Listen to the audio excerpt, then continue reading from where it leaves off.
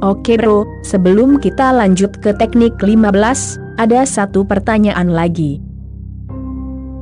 Pertanyaannya adalah, apakah perkembangan pusat pusar sepenuhnya bebas dan terpisah dari pertumbuhan pusat hati dan kepala, atau apakah ia berkembang bersamaan dengan keduanya? Dan bagaimana perbedaan teknik latihan untuk pusat pusar dibandingkan dengan pusat hati dan kepala? Satu hal mendasar perlu dipahami adalah, pusat hati dan kepala yang harus dikembangkan. Sedangkan pusat pusar tidak perlu dikembangkan, ia hanya perlu ditemukan. Pusat pusar sudah ada sejak awal. Ia tidak perlu ditumbuhkan, hanya perlu disingkap. Pusat hati dan kepala adalah hasil dari perkembangan, hasil dari pendidikan, budaya, dan kondisi sosial. Tapi pusat pusar, dirimu dilahirkan dengannya. Tanpa pusat pusar, dirimu tidak akan bisa hidup. Dirimu bisa saja hidup tanpa pusat hati, atau tanpa pusat kepala, itu akan menyulitkan, tetapi tetap mungkin. Tapi tanpa pusat pusar, keberadaan dirimu tidak mungkin. Ada teknik untuk mengembangkan pusat hati, untuk menumbuhkan cinta, menumbuhkan kepekaan. Ada juga cara untuk mengembangkan logika, akal, dan nalar. Tapi keberadaan tidak bisa dikembangkan. Ia sudah ada. Ia hanya perlu ditemukan. Banyak hal yang tersirat di sini. Misalnya, dirimu mungkin tidak bisa memiliki pikiran seperti Einstein. Tapi dirimu bisa menjadi seorang Buddha. Einstein adalah pikiran yang mencapai kesempurnaan. Atau seseorang seperti Majnu, yang hatinya mencapai puncak cinta.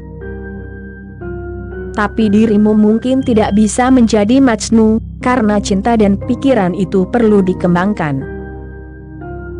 Sedangkan kebudayaan tidak perlu dikembangkan, ia sudah ada dalam dirimu.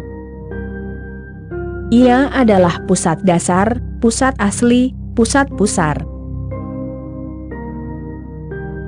Dirimu bukan Einstein.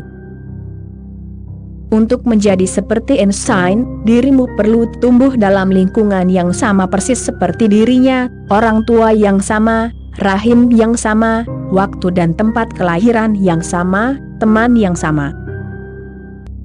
Itu tidak mungkin. Bahkan jika satu saja berbeda, dirimu sudah menjadi orang lain. Karena itu, menjadi Einstein itu mustahil. Individualitas tidak bisa diulang. Tapi Buddha bukanlah sebuah individualitas. Buddha adalah sebuah fenomena. Tidak ada faktor pribadi yang diperlukan. Cukup keberadaan dirimu saja sudah cukup untuk menjadi seorang Buddha. Pusat itu sudah ada dan berfungsi. Dirimu hanya perlu menyadarinya. Jadi, teknik-teknik untuk hati adalah untuk pengembangan.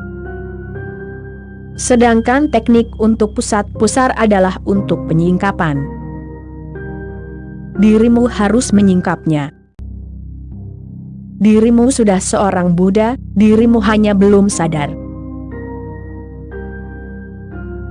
Jadi ada dua macam orang, Buddha yang sadar bahwa mereka Buddha, dan Buddha yang belum sadar.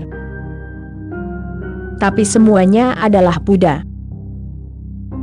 Dalam hal keberadaan, semua setara.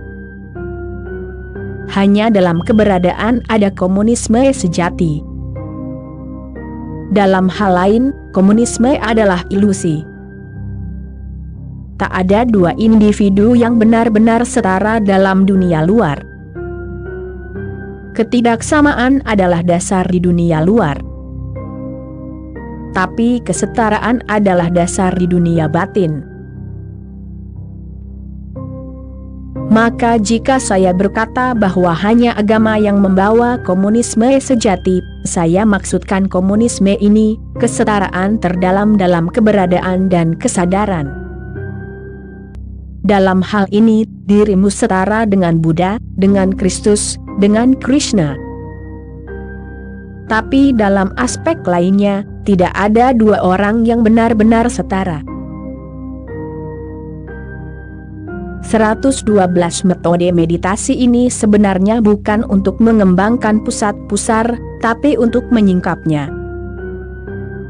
Karena itulah seseorang bisa langsung menjadi Buddha, karena tidak ada yang perlu diciptakan. Jika dirimu bisa melihat ke dalam diri, jika dirimu bisa menyelami kedalaman batin dirimu, segalanya sudah ada di sana. Meditasi tidak membuat dirimu menjadi Buddha. Ia hanya membantu dirimu menyadari bahwa dirimu sudah Buddha. Oke bro, sekian dulu episode kali ini, kita sambung lagi nanti. Terima kasih bro.